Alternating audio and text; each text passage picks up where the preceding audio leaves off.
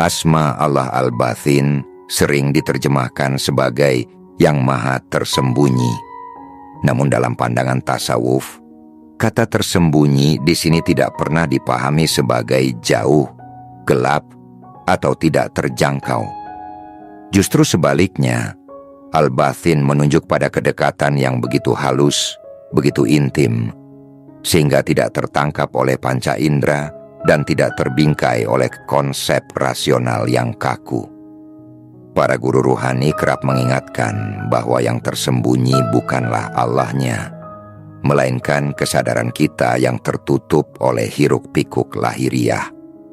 Al-Bathin adalah yang hadir di kedalaman segala sesuatu, bahkan di kedalaman diri kita sendiri, lebih dekat daripada lintasan pikiran yang melintas dan perasaan yang datang silih berganti. Dalam tasawuf, Al-Bathin selalu dipahami berdampingan dengan Ad-Dhahir, yang maha nyata. Keduanya bukan dua keberadaan yang terpisah, melainkan ia adalah satu kebenaran yang dipandang dari dua arah.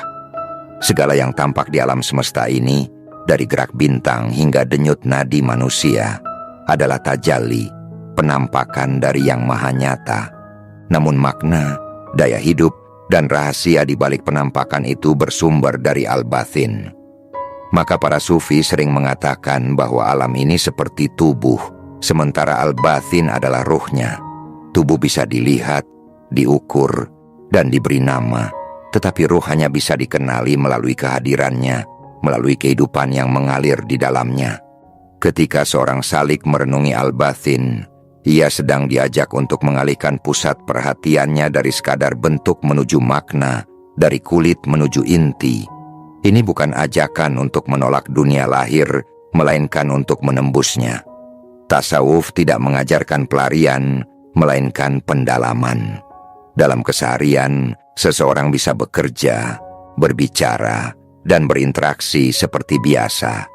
Tetapi batinnya belajar peka terhadap isyarat ilahi yang halus.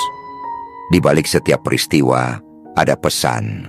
Di balik setiap rasa, ada pelajaran. Dan di balik setiap tarikan napas, ada kehidupan yang dianugerahkan oleh Yang Maha Tersembunyi. Para guru ruhani sering menggunakan perumpamaan cermin untuk menjelaskan Al-Bathin. Hati manusia diibaratkan sebagai cermin. Ketika cermin itu tertutup debu ego, ambisi, dan keterikatan berlebihan pada dunia lahir, cahaya tidak terpantul dengan jernih. Namun cahaya itu tidak pernah pergi. Ia tetap ada, tersembunyi di balik lapisan-lapisan penutup.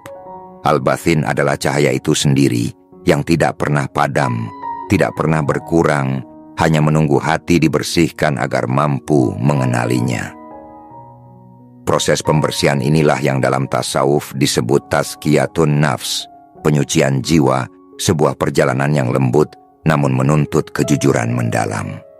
Saudaraku, sebelum kita lanjutkan pembahasan tentang makna asma Allah Al-Bathin, saya ucapkan terlebih dahulu Assalamualaikum warahmatullahi wabarakatuh.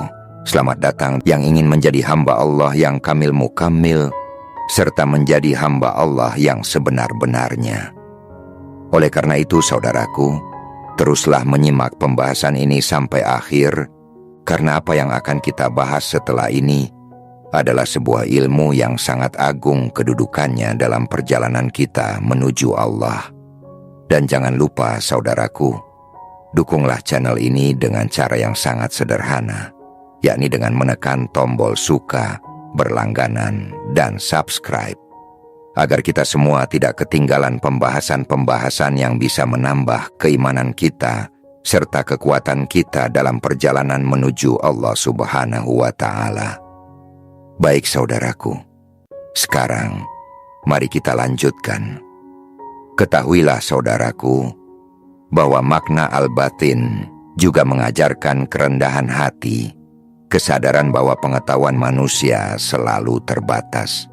Apa yang kita pahami tentang Allah, tentang diri, dan tentang realitas hanyalah sebagian kecil dari lautan makna yang tak bertepi.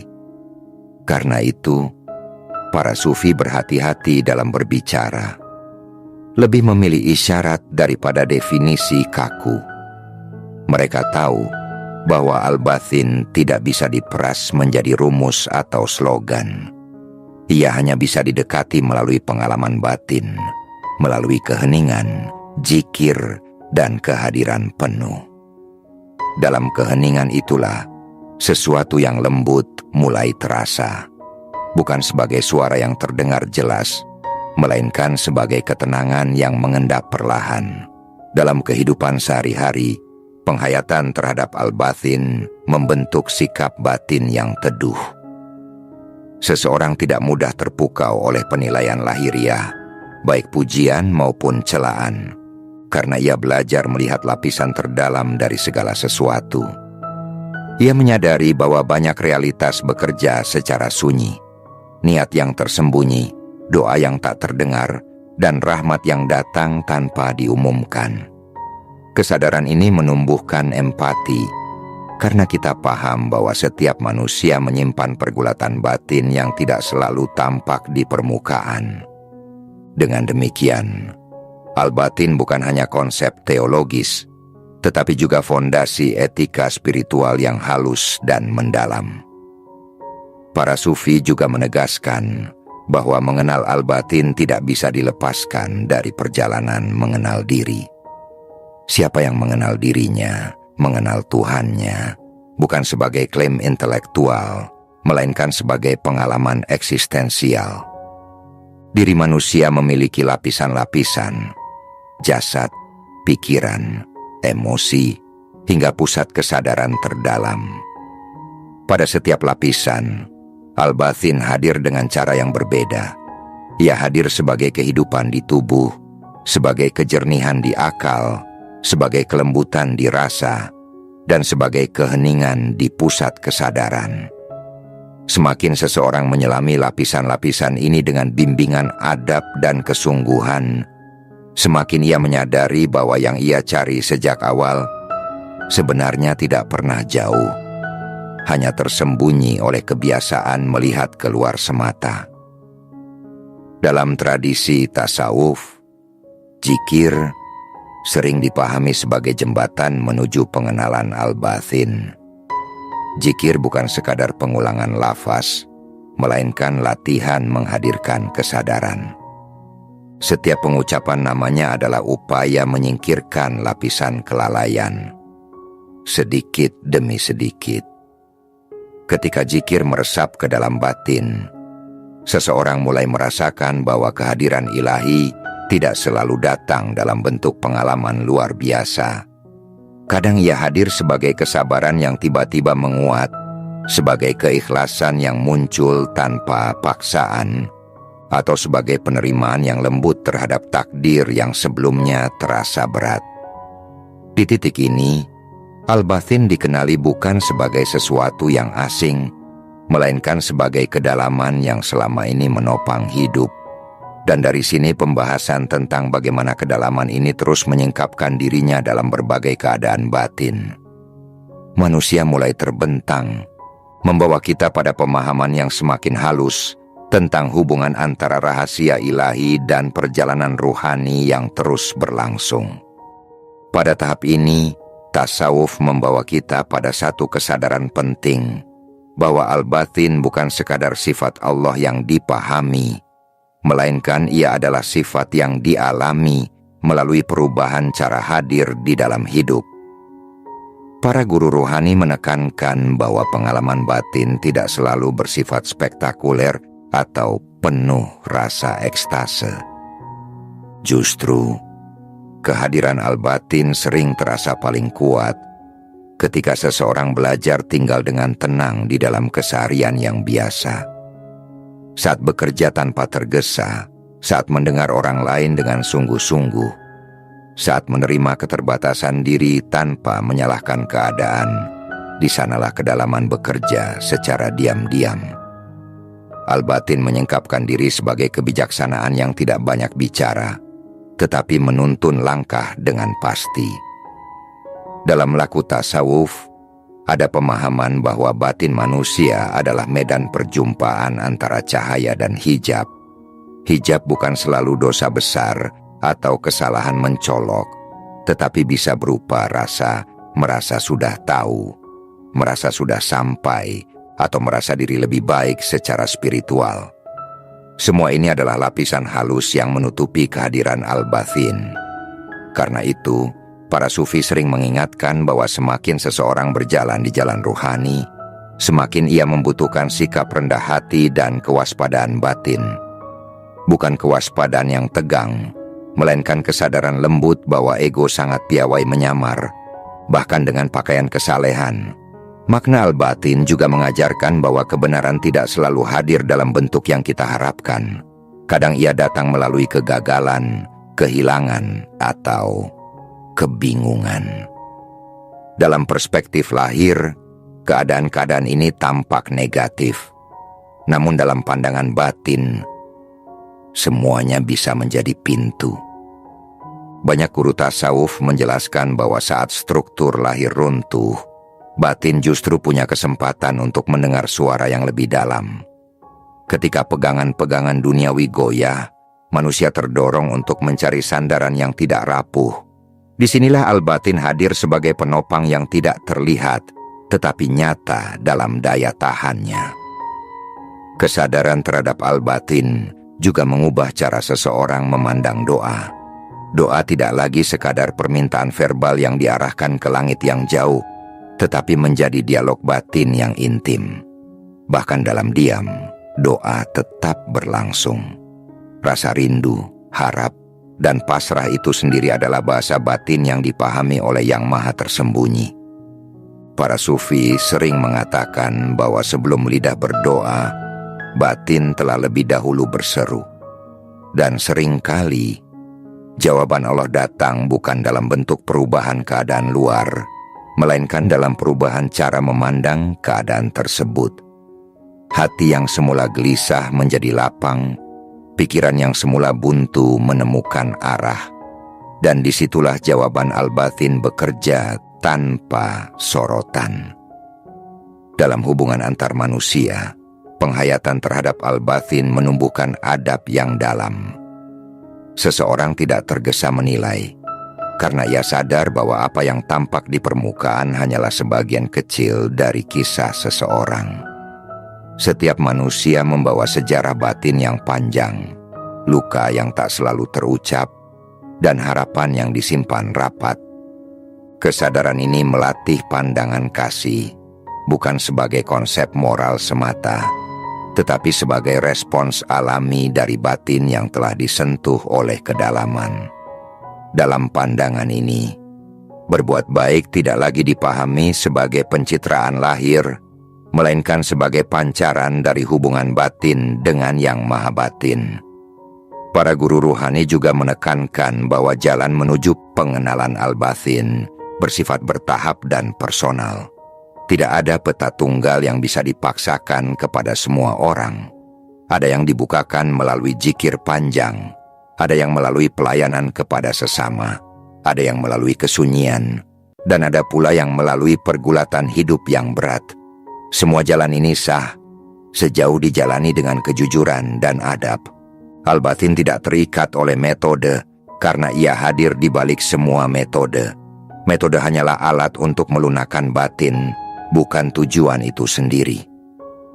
Dalam pengalaman para salik, ada fase ketika batin mulai merasakan kehadiran yang stabil, tidak mudah terguncang oleh perubahan luar.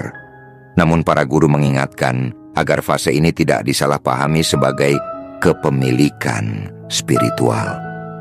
Kehadiran itu bukan sesuatu yang dimiliki, melainkan sesuatu yang diizinkan untuk dirasakan. Kesadaran ini menjaga batin tetap lentur dan tidak mengeras. Al-batin selalu lebih dalam daripada pengalaman manapun tentangnya.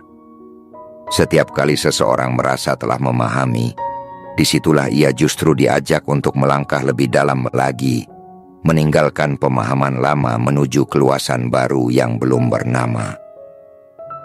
Dari sini, al-batin mulai menyentuh dimensi yang lebih halus lagi, yaitu dimensi bagaimana kehadirannya bekerja dalam keheningan pikiran, di sela-sela jeda antara satu lintasan dan lintasan berikutnya. di ruang sunyi yang jarang kita sadari namun selalu ada. Dan pada titik inilah perjalanan batin mulai memasuki wilayah di mana bahasa menjadi semakin terbatas, sementara pengalaman menjadi semakin jujur dan terbuka. Ketika kita mulai memasuki wilayah keheningan ini, para guru tasawuf sering mengingatkan bahwa yang dicari bukanlah kekosongan dalam arti nihil, melainkan kepenuhan yang tidak bising. Al-batin hadir bukan sebagai sesuatu yang harus ditangkap, tetapi sebagai ruang kesadaran tempat segala sesuatu terjadi. Ketika pikiran mulai tenang, seseorang menyadari bahwa di balik arus pikiran ada latar yang tidak bergerak, sebuah kesadaran yang menyaksikan tanpa menghakimi. Dalam bahasa tasawuf, latar inilah yang sering dipahami sebagai salah satu cermin kehadiran al-batin di dalam diri manusia, bukan sebagai zat yang menyatu dengan manusia, tetapi sebagai isyarat kedekatan yang menghidupkan. Para salik yang tekun perlahan belajar membedakan antara suara batin yang lahir dari ego dan bisikan halus yang membawa ketenangan. Ego cenderung tergesa, ingin diakui, dan gelisah jika tidak mendapatkan kepastian. Sementara isyarat dari kedalaman selalu datang dengan sifat menenangkan, meski kadang mengarahkan pada jalan yang tidak mudah. Disinilah pentingnya latihan muraqabah, kesadaran yang berjaga, bukan untuk mengontrol batin secara keras, melainkan untuk mengenal pola-pola halus yang muncul di dalamnya. Dengan pengenalan ini, seseorang tidak mudah tertipu oleh dorongan yang dibungkus oleh alasan spiritual. Al-batin juga dikenali melalui pengalaman ketergantungan yang jujur. Ketika seseorang benar-benar menyadari bahwa dirinya tidak memiliki daya apapun tanpa pertolongan, maka kesadaran itu membuka ruang batin yang lapang. Dalam ruang inilah, tawakal tidak lagi menjadi konsep abstrak, melainkan keadaan hidup. Bukan pasrah yang pasif, tetapi kepercayaan yang aktif, di mana usaha tetap dilakukan, namun hasil diserahkan sepenuhnya kepada Yang Maha Mengatur dari balik layar kehidupan. Al-batin bekerja dalam proses-proses yang tidak kita lihat, menghubungkan sebab dan akibat dengan cara yang sering melampaui perhitungan rasional. Dalam perjalanan ini, para guru sering menekankan pentingnya adab terhadap ketidaktahuan. Ada fase-fase di mana batin terasa gelap, doa terasa kering, dan zikir seolah tidak memberikan rasa apapun. Dalam pandangan tasawuf, keadaan ini bukan kegagalan, melainkan pendidikan. Al-batin sedang mengajar manusia untuk tidak bergantung pada rasa, karena rasa datang dan pergi. Ketika seseorang tetap setia dalam ibadah dan kebaikan meski tanpa rasa, disitulah keikhlasan diuji dan dimurnikan. Kesetiaan tanpa imbalan batin inilah yang sering membuka lapisan kedalaman yang lebih stabil. Makna al-batin juga memengaruhi cara memaknai waktu. Waktu lahir diukur dengan jam dan kalender, sementara waktu batin diukur dengan kedalaman kesadaran. Satu momen hadir sepenuhnya bisa lebih bernilai daripada bertahun-tahun yang dilalui dalam kelalaian. Para sufi sering berbicara tentang saat ini sebagai pintu.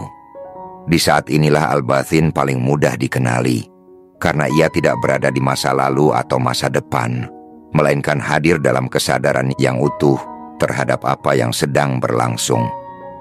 Kesadaran ini melatih seseorang untuk tidak terus-menerus dikuasai penyesalan atau kecemasan, karena keduanya menutup pintu kehadiran batin.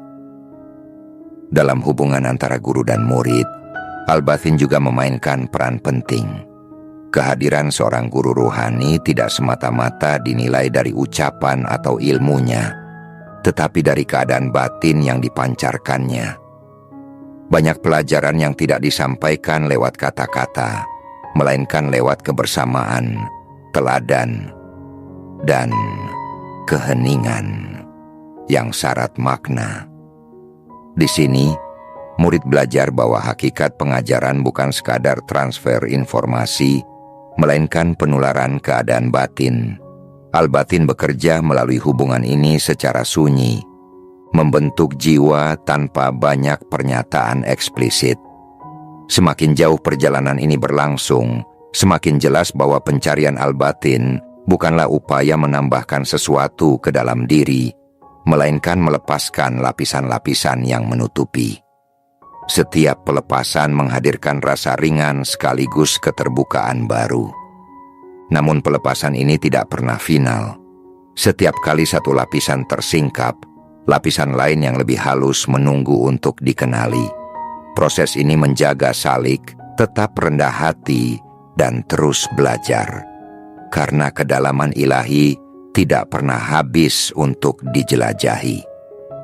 Dari titik ini, al-batin mulai menyentuh relasi antara kesadaran individu dan kesadaran kosmik.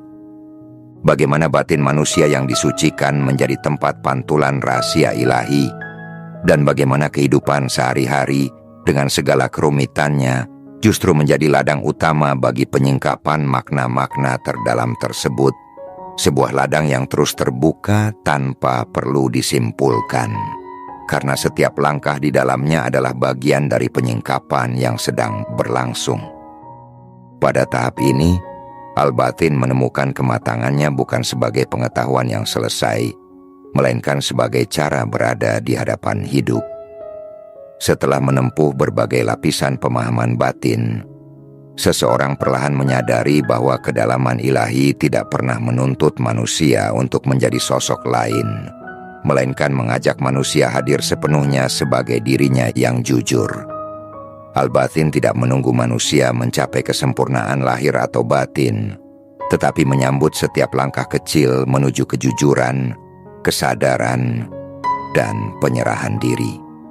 Disinilah tasawuf menempatkan manusia bukan sebagai pencari yang gelisah, melainkan sebagai pejalan yang ditemani.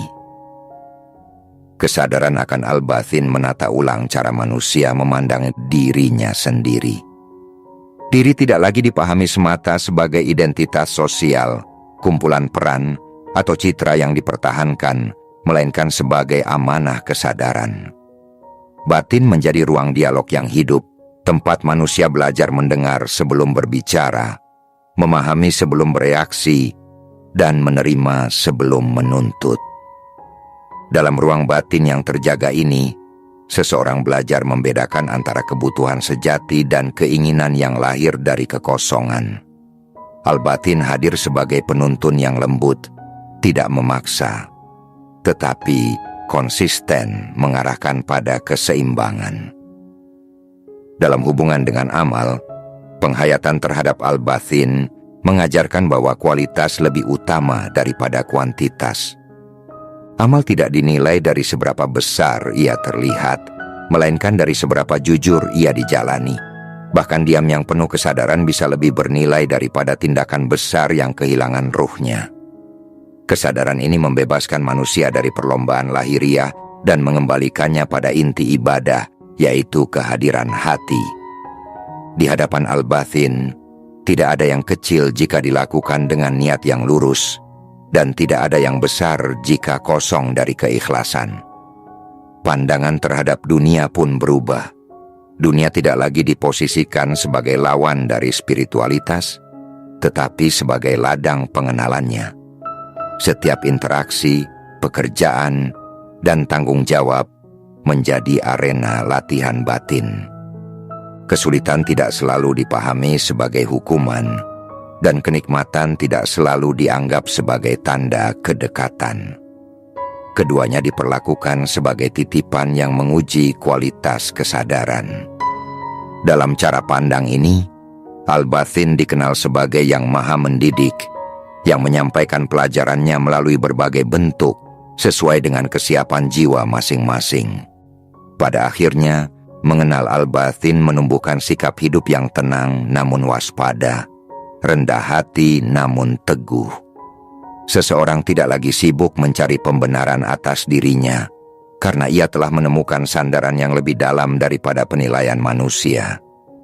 Ketergantungan kepada Allah tidak melemahkan, justru menguatkan, karena ia melepaskan beban menjadi pusat segalanya. Dalam kebergantungan inilah kebebasan batin tumbuh dan hidup dijalani dengan rasa syukur yang lebih jernih. Dengan kesadaran ini, kita memahami bahwa al-batin bukan tujuan yang dicapai lalu ditinggalkan, melainkan ia adalah kedalaman yang terus menyertai setiap langkah.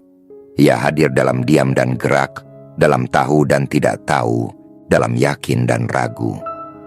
Semakin seseorang berjalan, semakin ia belajar bahwa kehadiran ilahi tidak perlu dicari jauh-jauh, karena ia selalu lebih dekat daripada apapun yang kita bayangkan.